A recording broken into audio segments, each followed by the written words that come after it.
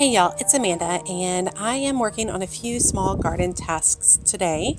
We're in the backyard to start off with, and I'm going to be filling in this portion of this flower bed. Now, I am filling it in with cuttings of chrysanthemums that I took from a grocery store bouquet last fall.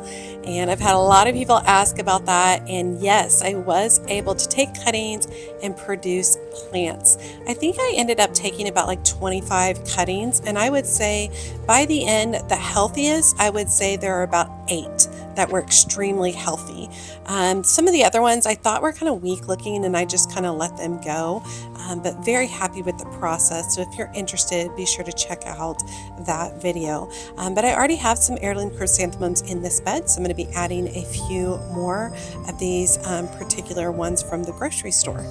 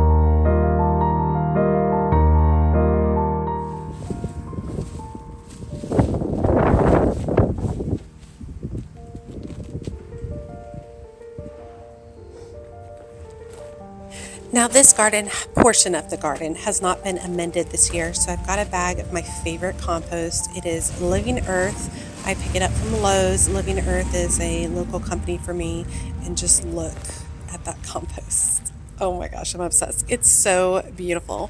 But I wanted to go ahead and get that in there. I also have calla lilies in here, some calla lilies that I got from my parents' yard last year, maybe the year before.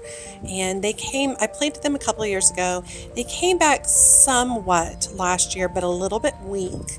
So I think adding some compost will help.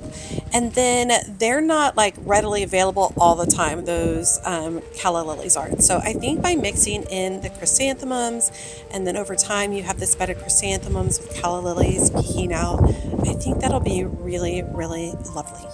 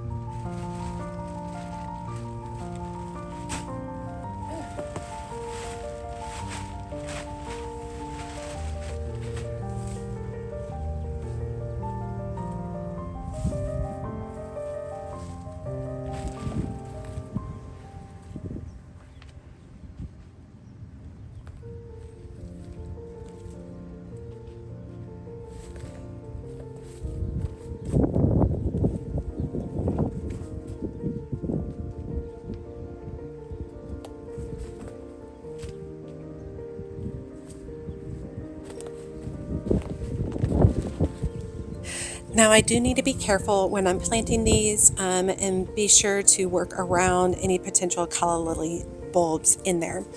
Now, I have no idea how these heirloom chrysanthemums will perform because obviously they were taken from a grocery store bouquet.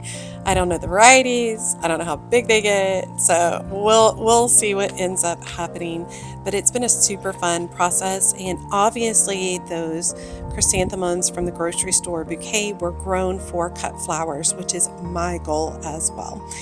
So I'm just giving them all about a 12 to 16 inch spacing. I like for my chrysanthemums to be a little bit closer together so that they will create longer stems and then also support one another. I have them all labeled with numbers, basically just based off of random numbers that I gave each of the varieties within the grocery store bouquet.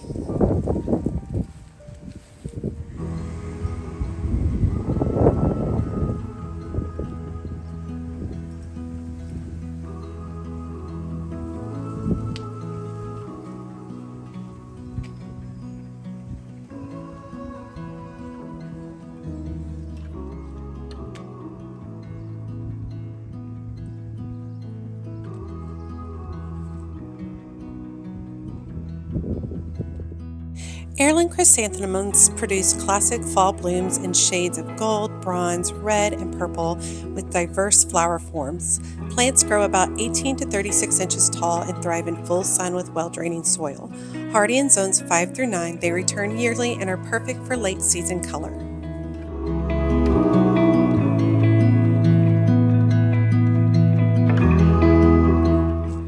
Okay, I left a little bit of a border in front and I am adding Jolt Purple Dianthus that I grew from seed.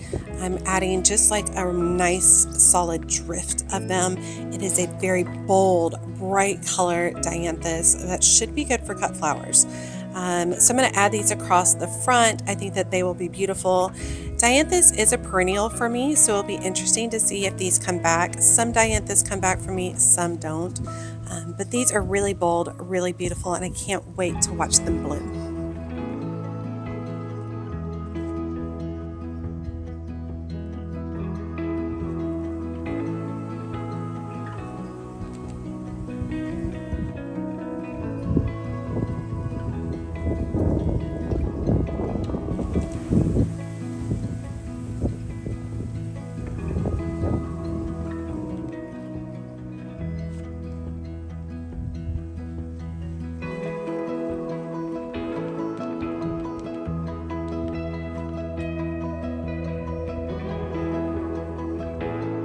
Jolt Purple Dianthus features vivid purple blooms with a light clove fragrance on compact plants. It grows 8 to 16 inches tall and thrives in full sun with well-draining soil.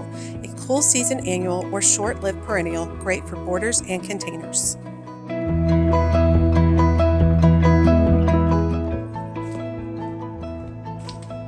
Okay, over by this trellis, which is kind of like the entrance from the side garden to my backyard garden.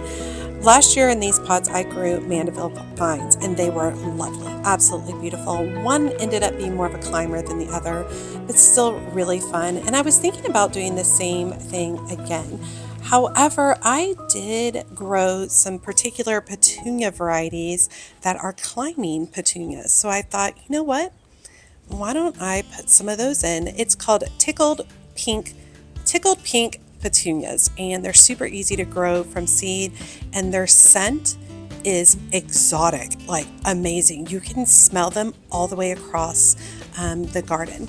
And typically petunias don't last very long for me. However, this particular variety of petunia, when I grew it last year, or maybe it's the year before, it lasted all the way through and rebloomed for me in the fall.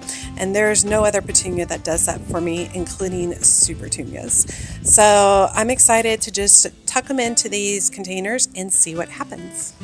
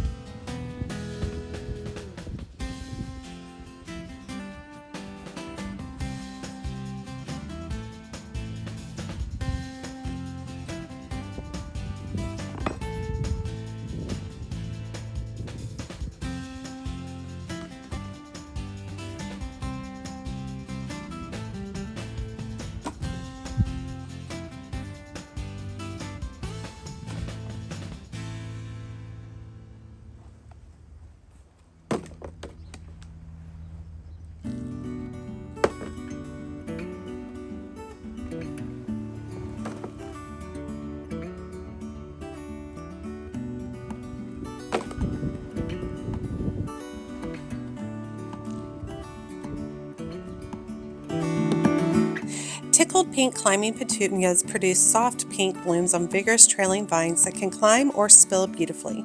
They grow anywhere from 4 to 6 feet tall with long trailing stems and perform best in full sun, ideal for trellises, containers, and hanging baskets with continuous blooms.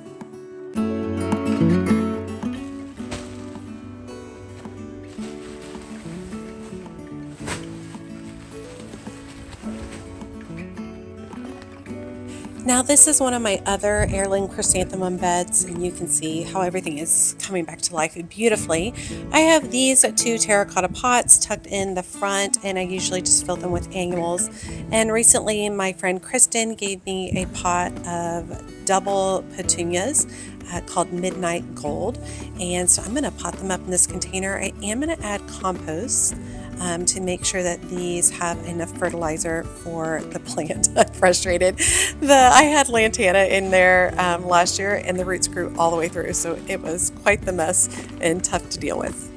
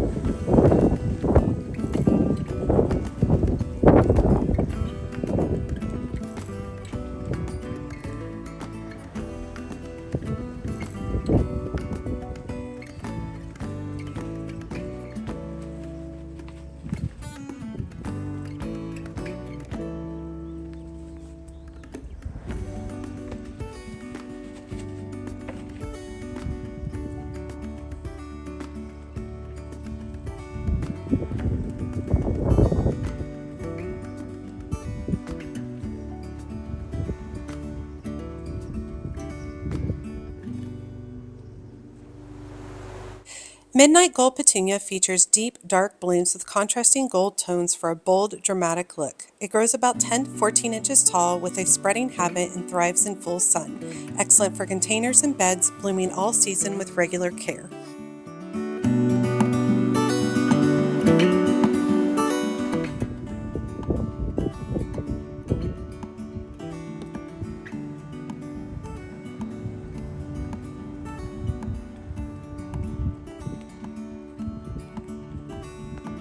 Okay, just taking a moment to look at the peonies and flowers around me, but I hope you guys enjoyed today's video. As always, she's a mad gardener or a decorator or anything else that she wants to be.